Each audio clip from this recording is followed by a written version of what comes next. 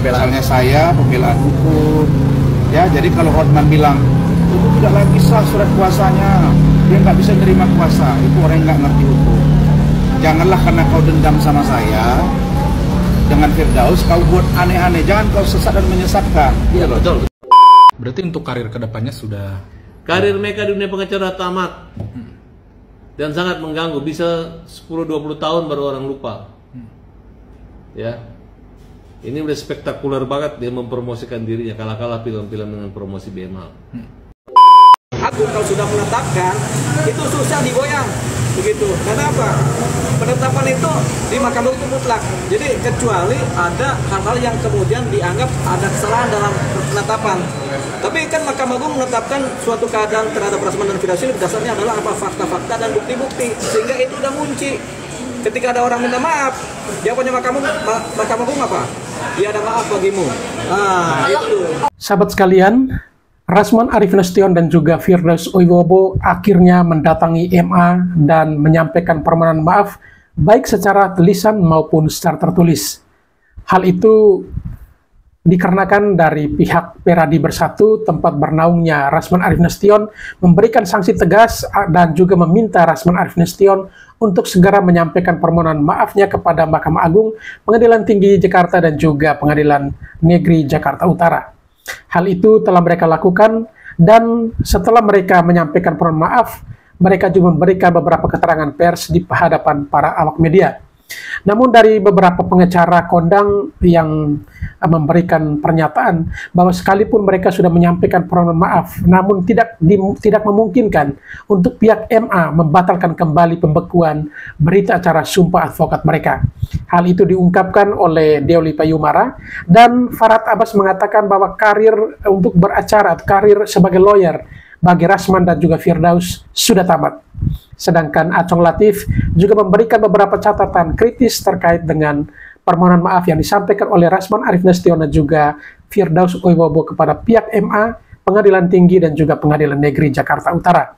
Dan dalam video ini juga kita akan mendengarkan komentar dari Rasman dan juga Firdaus terkait upaya mereka untuk menyampaikan permohonan maaf dan juga respon dari para netizen atas tindakan yang telah mereka lakukan. Baik, untuk tidak memperpanjang kata, kita langsung saja ke video-videonya.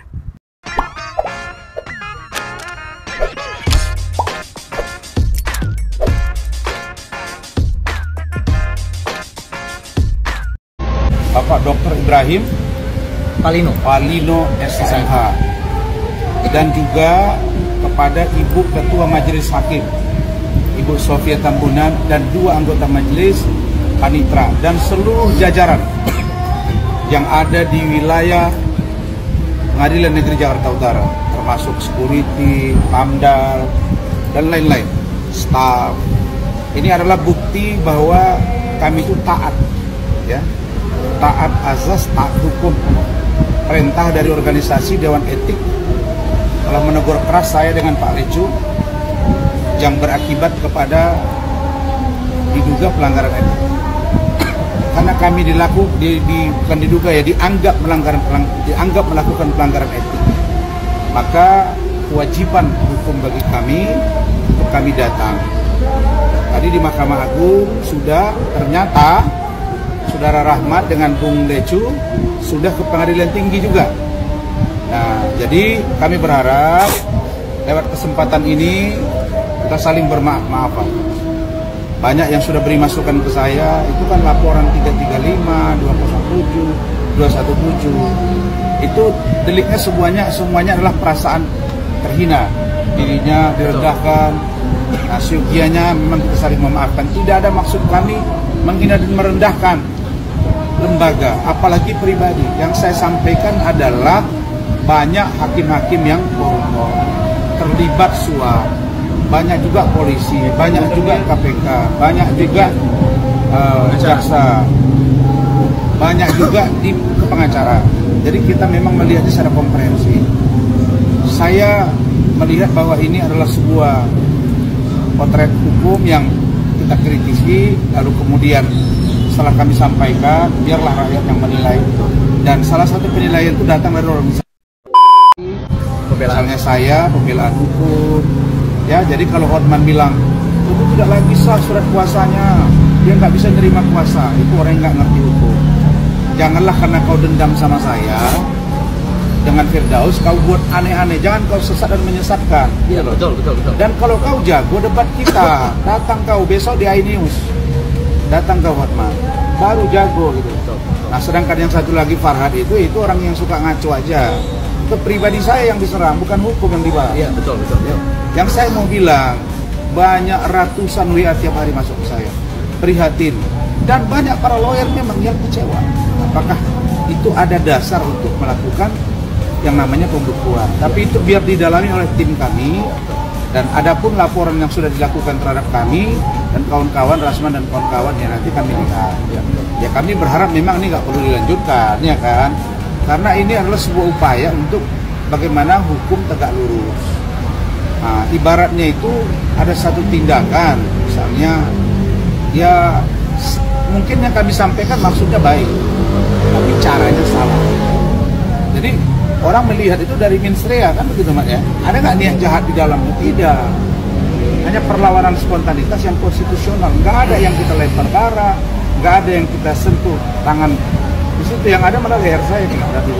Jadi walaupun kami disuruh laporkan aja Pak Rasman, itu kan harusnya kan kena juga, tapi tidak. Tapi kalau bicara konteks, ya, bicara konteks content of code 335, 217, 207 itu mengatur bahwa seluruh yang ada di situ yang berteriak, yang mengejar, termasuk jaksa, Pamdal, itu juga harus diperiksa. Itu juga content of code.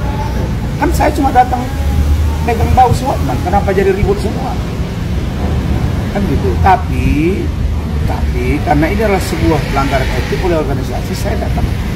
Nah, adapun tentang berita acara sumpah, saya serahkan ke organisasi. Biar organisasi yang akan Berarti untuk karir kedepannya sudah... Karir mereka dunia pengacara tamat. Dan sangat mengganggu, bisa 10-20 tahun baru orang lupa. Ya. Ini udah spektakuler banget dia mempromosikan dirinya, kalah-kalah film-film dengan promosi BMH. Peran antagonis yang dimilikinya itu sangat orang melekat gitu. Dan alhamdulillah banyak sekali yang membencinya gitu. Lihat aja di komen-komen media sosial. Karena selama ini nggak ada pengacara yang kayak gini, yang brutal kayak ini, baru dia aja. Selama ini ada pengacara masuk penjara, keluar, juga nggak komplain-komplain kok, nggak marah-marah, karena dianggap sudah dibina, di lapas. Kayak Pak OC Kaligis pernah punya masa lalu, tapi dia udah menjalani. Pada saat dia sidang kita nggak marah kok, karena dia punya niat baik gitu. Mahkamah Agung juga tidak mencoba membekukan organisasi advokatnya, juga tidak. Kenapa? Karena Pak OC Kaligis ada wibawa dan dia hormat, memuliakan, dan dia udah mantan napi, sudah dijalani, dan dia sudah dibina. Nggak apa-apa. Tapi ini lain, ngelawan, nuduh di lembaga MA ada koruptor, jahat itu kan. Nah, akhirnya emang nunjukin taring giginya. Aku paling nggak suka ya, kita tuh sama polisi, jaksa, hakim. Jelas lah, hakim, jaksa, polisi sama pengacara itu beda. Mereka semua digaji, kita enggak. Ya kalau dibilang kita lebih hebat dari mereka, bisa-bisa saja, karena nggak digaji mau kerja kan. Tapi bedanya kita lawyer bisa dapat uang lebih daripada yang hakim atau jaksa dapati.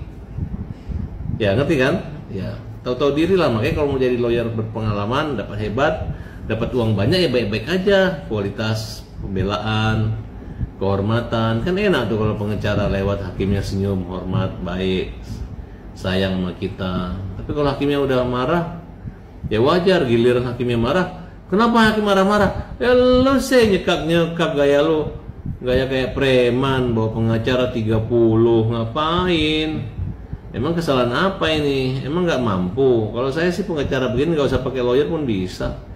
Dia ngaku lawyer, malah memperpakai lawyer, minta walk out lah, minta inilah, minta itulah, gitu. Assalamualaikum warahmatullahi wabarakatuh. Tak ada gunanya kura-kura ninja ke Mahkamah Agung minta maaf walaupun disuruh oleh organisasi advokatnya, ya. Karena putusan pencabutan pembekuan berita acara sumpah kura-kura ninja dan Cowboy Cengeng sudah sah dan tidak akan bakal diterima lagi di seluruh pengadilan di Indonesia. Jadi kalau sudah menghancurkan piring makannya sendiri dengan cara menghina brutal di pengadilan, kemudian setelah itu masih menghina, jangan coba-coba lagi kehilangan pekerjaan. Karena tabiat, karakter, integritas yang kalian miliki telah merusak citra pengacara. Dan kalian setuju mereka untuk tampil kembali, hidup kembali pasnya, setuju? Ya, setuju. Nah, ini ngelamun nih. Jadi kita minta kura-kura ninja, udah sekarang bebas bertemu istrinya, jalan-jalan aja atau silakan pulang kampungnya. KTP-nya kan udah nggak di Jakarta kan, kura-kura ninja.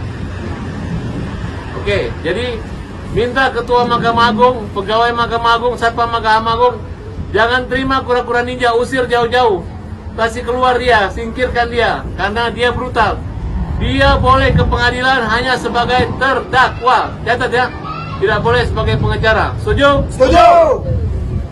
Hajar kura-kura ninja. Hajar. Hajar Koboi Cengeng. Hajar. Itu Koboi Cengeng punya warung udah dihancurin. Oke, pokoknya si brutal, si galak, si mulut kasar, yang punya ijazah palsu, yang kuliahnya cuma sampai di pintu gerbang, jangan pernah lagi bergerak di bidang kepengacaraan. Setuju? Setuju. Silakan ke kampung, belajar agama, jadi ustadz yang baik. Oke? Oke. Terima kasih. Suasana puncak yang berkabut. Ayah dingin? Gak kelihatan pemandangan puncak yang berkabut dan dingin. Terasa kita di Jepang ya, musim strawberry. Wow.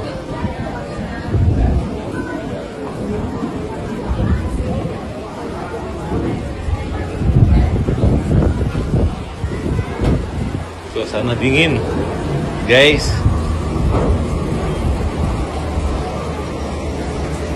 Menyikapi sikap dari lawyer-lawyer brutal yang sudah dibekukan SK-nya, yang masih merasa belum berhenti jadi pengacara dan tetap berpatokan pada organisasi advokat penadahnya ketika sudah diberhentikan oleh Kongres Advokat Indonesia.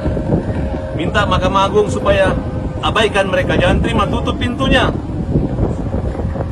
Kura-kura ninja maupun Koboi Cengeng hanya boleh ke pengadilan ketika dia menjadi terdakwa, tidak boleh sebagai pengacara yang mendampingi, karena mereka sudah tidak boleh lagi beracara di bumi Indonesia, di seluruh pengadilan maupun di kepolisian, kejaksaan, dan lembaga penegakan hukuman lainnya.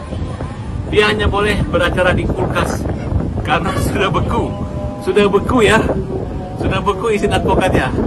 Kemudian saya mengajak para lawyer baru Indonesia, jangan tiru pengacara seperti ini. Baru ada 2 orang aja pengacara yang brutal seperti ini, yang lainnya ada di rumah sakit jiwa ya. Jadi ini yang lolos, dan dia tidak akan lagi mengulangi perbuatannya dengan hukuman dicabut. Itu seperti ikan yang mati dimasukin ke dalam kulkas, dibekukan, tidak bisa nongol lagi. Dan minta kepada wartawan jangan lagi wawancara orang ini, dan semua kliennya pasti dipenjara, ditangkap gara-gara pengacaranya adalah pengacara ilegal. Jadi gimana mau menang perkara, sedangkan mahkamah udah melaporkan dia untuk diberhentikan, untuk diproses dihukum. Mereka akan kena penjara 2 kali. Pertama menghina Hotman Paris, kedua menghina pengadilan ya. Dan saya kalau ketemu mereka di jalan, saya akan, kalau pakai baju toga, saya akan buka bajunya ya. Itu adalah ilegal ya. Teriakin pengacara ilegal, woi, jangan lagi kalian bayar uang untuk jasa mereka nggak ada gunanya lagi. Mereka itu seperti plastik gitu ya, yang dibuang di lautan. Oke, salam para tabas. Aku kalau sudah menetapkan, itu susah digoyang begitu. Karena apa? Penetapan itu di Mahkamah itu mutlak. Jadi kecuali ada hal-hal yang kemudian dianggap ada kesalahan dalam penetapan. Tapi kan Mahkamah Agung menetapkan suatu keadaan terhadap Rasman dan Firdaus dasarnya adalah apa? Fakta-fakta dan bukti-bukti, sehingga itu udah munci. Ketika ada orang minta maaf, jawabannya Mahkamah Agung apa? tiada maaf bagimu. Nah, Kalau itu. organisasinya maju gimana Bang? Tetap Apalagi organisasi kita pertanyakan nih organisasi macam apa nih membela yang begini kan begitu. Karena undang-undang apa udah bilang jangan ada perbuatan-perbuatan yang mencederai marwah pengadilan, marwah advokat, marwah kepolisian, marwah kejaksaan kan udah begitu. Advokat harus sopan santun kan begitu. Kalau dia masih ribut-ribut juga, itu yang kita pertanyakan itu organisasi advokat apa organisasi yang mana itu kan begitu. Oke, Bang, berarti di sini dibuka harus gini loh. Disinilah mahkamah, pengadilan dan para organisasi lain ini membuktikan ya Bang bahwa contempt of court itu harus berlaku di Indonesia. Iya, ini berlaku, memang berlaku contempt. Dan dulu juga contempt of court berlaku. Ada beberapa pengacara yang juga kena persoalan itu kan di zaman dulu kan. Ini bukan yang pertama, ini udah kesekian ini pengacara punya gini. Bisa nggak Bang diberlakukan seperti di Singapura biar tidak lagi ada yang merusak marwah-marwah? Itu kan kembali kepada pembaruan undang-undang. Undang-undang yang lama KUHP kan sudah ada, tapi kalau mau dibikin lebih khusus lagi bisa. Namanya tindak pidana tertentu, contempt of court, dibikin lagi undang-undang khusus untuk mengenai persoalan ini. Begitu, persoalan contempt of court, begitu. berarti kalaupun organisasinya bersurat ke MA ini tidak bakal bisa dicairkan atau seperti apa? Jadi tidak bisa, percuma, pekerjaan sia-sia. Ada pekerjaan yang tidak sia-sia, ada pekerjaan yang sia-sia, begitu. Salah satu yang sia-sia yang ini nanti dikerjakan kalau bikin surat atau permohonan maaf sia-sia, gitu. Makanya ada permohonan maaf yang belum terlambat, ada yang sudah terlambat. Nah, Pak Rasman ini sudah terlambat sama kita harus dia minta maaf. Artinya ini dibukukan seumur hidup apa gimana sih Bang? Atau 5 tahun, 10 tahun lagi dia bisa beracara atau Kita gimana? nggak bisa, begitu. Poinnya tidak maaf bagimu lah ya Bang? Iya. Itu kata Mahkamah Agung ya, bukan kata saya. Tidak maaf bagimu kata Mahkamah Agung kan begitu. Karena biasanya penetapan itu sifatnya mutlak kalau di Mahkamah Agung itu. Ya. Oke, sip. Oke, Firdaus Oyobo dan Rasman Arif Nasution meminta maaf kepada Mahkamah Agung, pengadilan, dan lain-lain setelah dipecat oleh organisasi advokatnya dan dibekukan sumpah advokatnya, dan juga setelah dilaporkan oleh Pengadilan Jakarta Utara. Itu bagus, namun itu tidak akan merubah apapun, tidak akan merubah apa-apa, terutama dibekukan sumpah advokatnya oleh Pengadilan Tinggi, karena itu sah dan dia tetap tidak boleh beracara di semua pengadilan seluruh Indonesia. Namun permintaan maaf mereka ini banyak yang menilai bahwa mereka karena panik dan ketakutan takut jadi tersangka karena dilaporkan oleh Pengadilan Jakarta Utara, terutama Rasman. Banyak yang menilai karena Rasman takut akan ditahan karena kasusnya dia. Kalau ada dianggap penghinaan ke lembaga peradilan dengan minta maaf, barunya selesai. Dan kami yakin Pak Ketua Mahkamah Agung, para Hakim Agung, Ketua Pengadilan Tinggi, baik Ambon, DKI, dan Jakarta Utara, mereka masih punya nurani bahwa kami ini bagian dari penegak hukum dan kita tidak ingin benturan. Kalau kita mencari-cari kesalahan, prosesnya juga pun pemberhentian kami atau pukul kami juga keliru kan gitu. Tapi kita tidak mencari ke situ. Kami hanya meminta permohonan maaf kami diterima oleh Ketua Mahkamah Agung dan pembekuan berita acara sumpah kami bisa diterbitkan kembali dan bisa dicabut sehingga kami bisa bersidang kembali di persidangan. Itu aja sih. Bang Agung berarti kedatangan ke sini mau meminta maaf dalam pengadilan atau gimana nih Bang?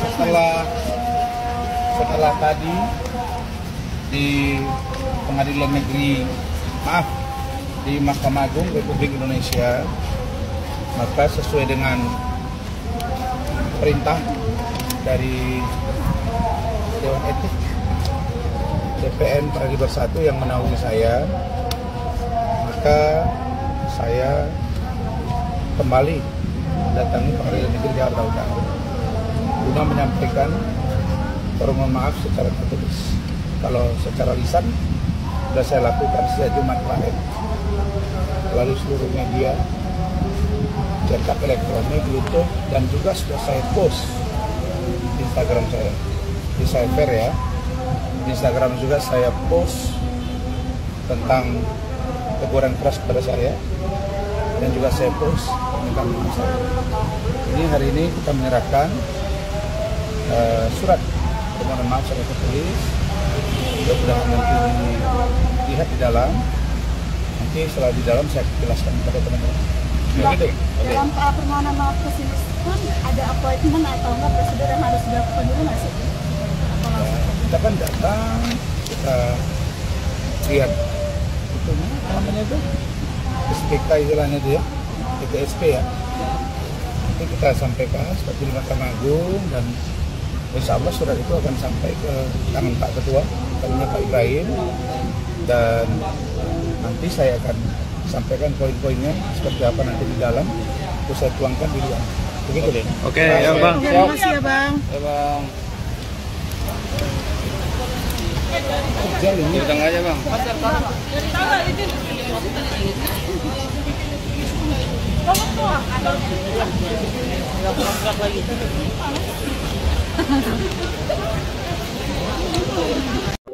Kami hanya meminta permohonan maaf kami diterima oleh Ketua Mahkamah Agung. Mana kemarin yang teriak-teriak gak takut dipenjara, gak takut diusir dari Indonesia, itu yang mana? Sekarang tertunduk lesu ketika karirnya dibekukan. Kalau Bang Rasman ini kan katakanlah udah dua kali ya melanggar kode etik. Dulu pernah dipecat oleh Pradi apa gitu, terus pindah lagi ke Pradi ini, terus nah sekarang melanggar lagi kode etik, jadi udah 2 kali ya. Ya mungkin itu udah pantas lah dibekukan. Tapi kalau Bang Firdaus ini menurut saya sih baru 1 kali ya. Paling gak ya hakim berapa ya, berbesar hati lah, kasihlah peringatan dulu mungkin ya, karena ini baru 1 kali. Ya mungkin setelah ini dia akan lebih berhati-hati dalam bersidang, atau menjadi advokat menjadi lebih berhati-hati. Kalau Bang Rasman kan emang udah 2 kali, jadi katakanlah nggak ada kapoknya gitu kan. Jadi setelah dia melanggar kode etik melakukan lagi, ya mungkin itulah pantas dibekukan. Tapi kan kalau Bang Firdaus kasihan loh. Saya Rasman Arif Nasution dan Bapak Lecuman SHM. Izin stip Bang Rasman. Ternyata nyalinya Bang Rasman ya cuma segitu doang. Saya meminta maaf yang setulus-tulusnya. Kalau kemarin Bang, makanya Bang, advokat itu harus menjaga martabat, menggunakan etika ya, tidak menggunakan otot dan tidak menggunakan suara kencang, tetapi argumen hukumnya lebih dikedepankan. Marah di Mahkamah Agung, marah di mana lagi, aduh, sebegitu dibekukan, maaf.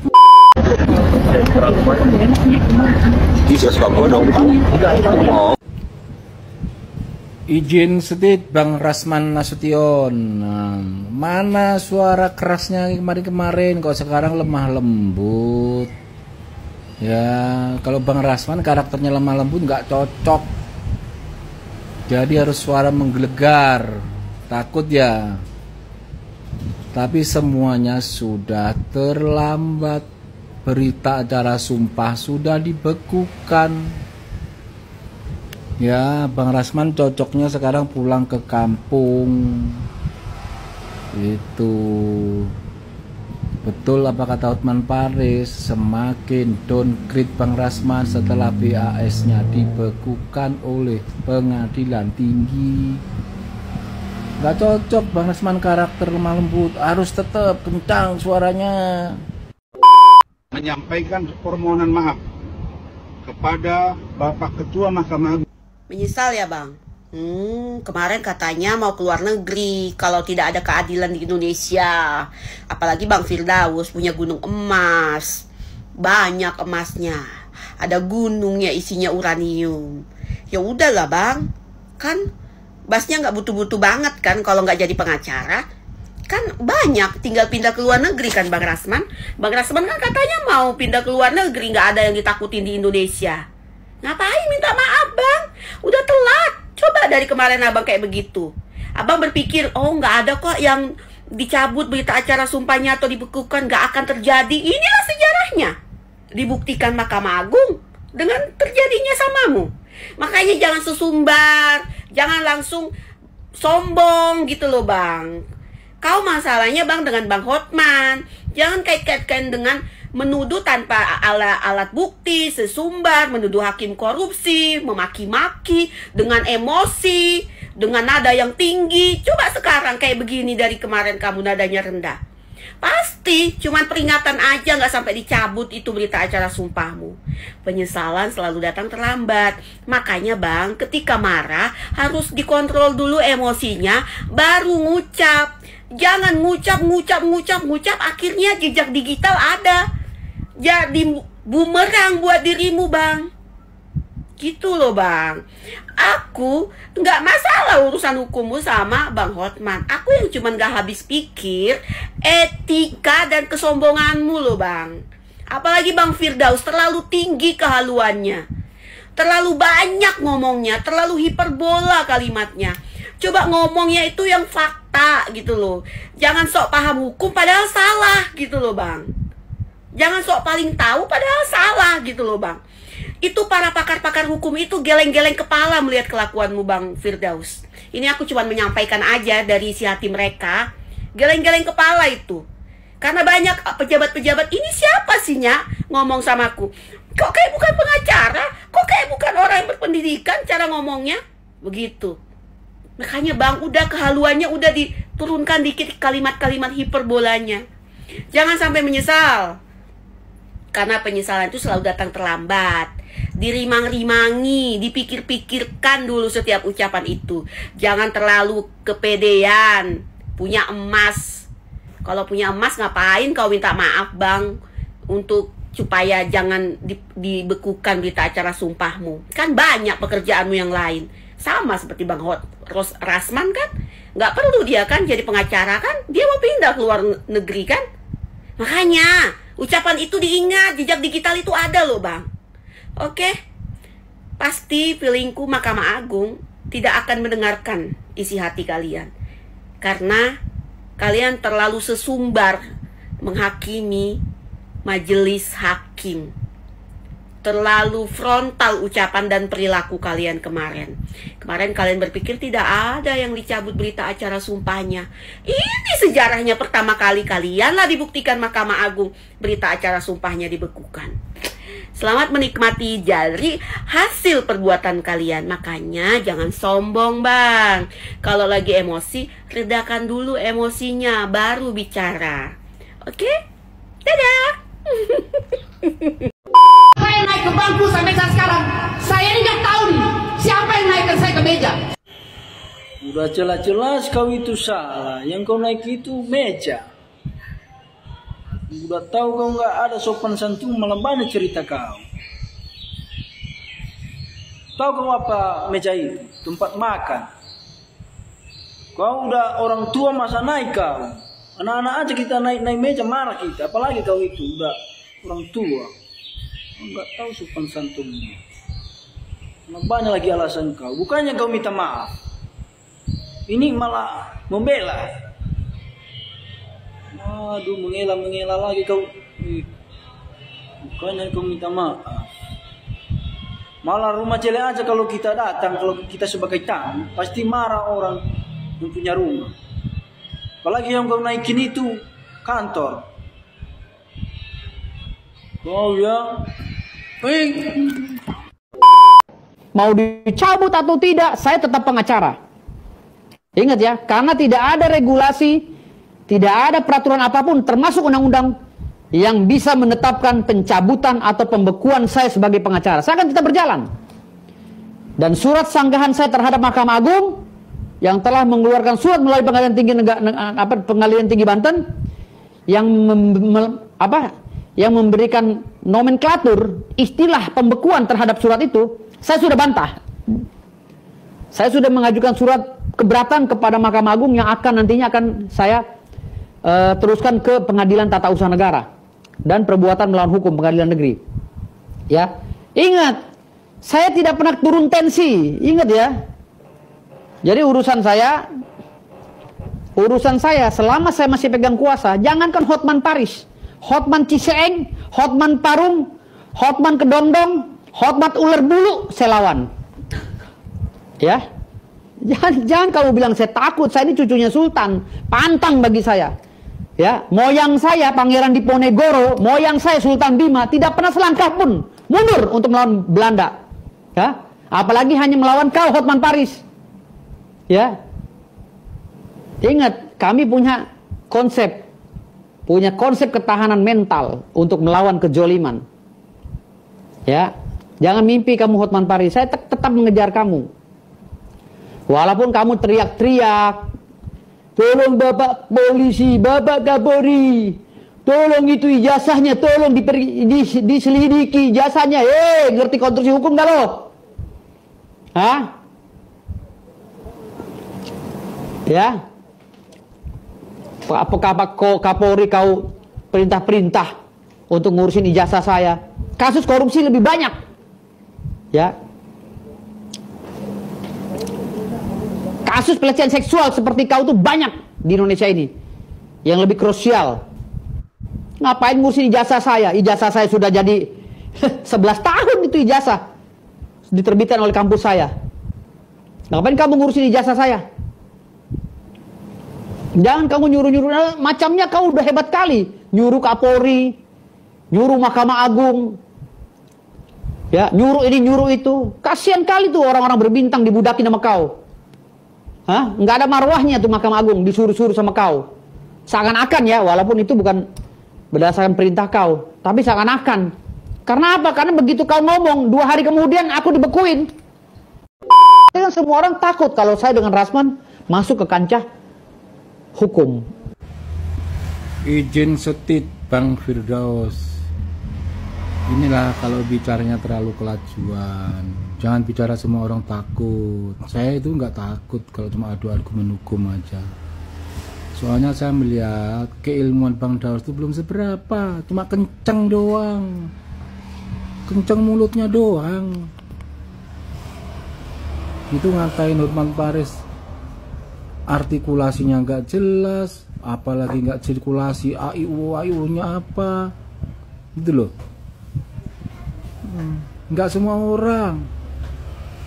Tuh, karena pada akhirnya orang melihat Bang Daus juga downgrade dengan ada yang peristiwa kemarin itu. Bukan adu gagasan, adu ide, adu ilmu, adu argumen tentang hukum, tapi cuma adu otot pada akhirnya ya. Buat Bang Asman seperti biasa, tetap semangat Abang. Kalau mau ke podcast saya boleh juga Bang. Tetap semangat, ya kan manusia kan harus semangat. Tetap semangat, semoga bisa menjadi lebih baik ya kan. Terus udah gitu, Dennis aja sekarang udah punya anak, udah jadi lebih baik, masa Bang Asman nggak mau kan? Terus ya semoga yang terbaik buat Bang Asman. Tuh. Semoga Bang Asman bahagia sama istrinya. Udah lama ya nggak ngomongin dia ya? Iya ya. Sehat Bang. Kemarin Abang diketok ya? Diketok itu kan di sini ya katanya? Di sini. Iya. Aku lihat videonya. Aneh-aneh kali. Saya itu ya sudah 12 laporan polisi saya hadapi bro. Ada yang di Medan, ada yang di sini, di mana-mana. Ya. Kalau di Mabes pun, emang kenapa kalau Mabes malah lebih profesional? Kecuali nanti ada yang seperti yang saya alami ya di baris. Saya kan pantau. Kalau suara saya sudah ngomong, saya bicara kurang keras tidak didengar, sedikit keras tidak didengar, sudah keras juga tidak didengar. Sudah fungsi saya apa lagi? Wasa hidup kami kalau kita dalam tahu kan apa? Saya telah berusaha sekuat tenaga saya. Selebihnya saya terwakil, saya serahkan dulu kepada Allah, selesai. Jadi mau panggilan apa ini? Jangan kan panggilan dari tidak berwajib, panggilan malaikat kita harus siap bos. Iya. Dan apa yang terjadi di kami jangan dibilang kiamat Rasman selesai. Kiamat apa? Saya mohon Allah yang mengangkat Allah rezeki. Tidak boleh sombong, tapi saya tidak akan tidak makan kalau saya tidak bersihkan di pengadilan. Itu namanya dibekukan, nanti kita kan ada yang buku apa, ujung dari buku apa cair kan. Ya sudah, nanti kita lihat ya. Tidak ada di sini. Oke. Terurai. Jangan langsung ke naik mejanya, itu ada peristiwanya. Naik mejanya itu terakhir, buntut daripada kekecewaan.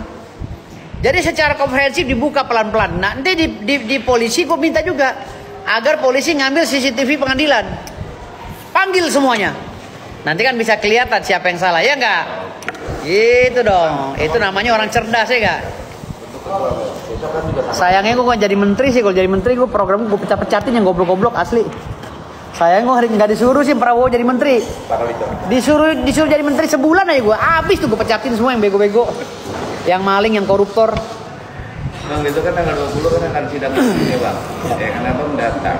Nah, posisinya Bang Firdaus nih, Abang sudah melihat ada pemasangan billboard. Wow, aku kaget.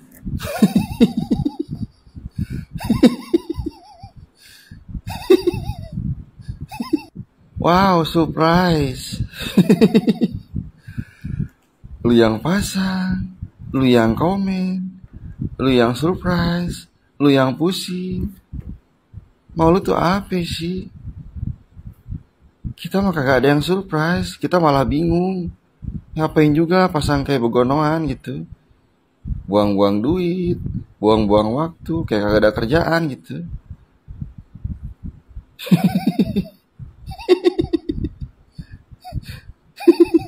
Yang waras ngalah lah. Biarin aja, suka-suka dia aja. Sing penting dia happy. Bukannya kenapa-napa nih. Kalau dia kurang happy, entarnya tantrum, ribet. Baik sahabat sekalian, demikianlah beberapa buah video yang coba saya reaksi pada kesempatan kali ini. Dan kepada para sahabatku sekalian yang mungkin ingin berkomentar, silakan tulis di kolom komentar. Sekian dan terima kasih dan sampai berjumpa kembali di video selanjutnya.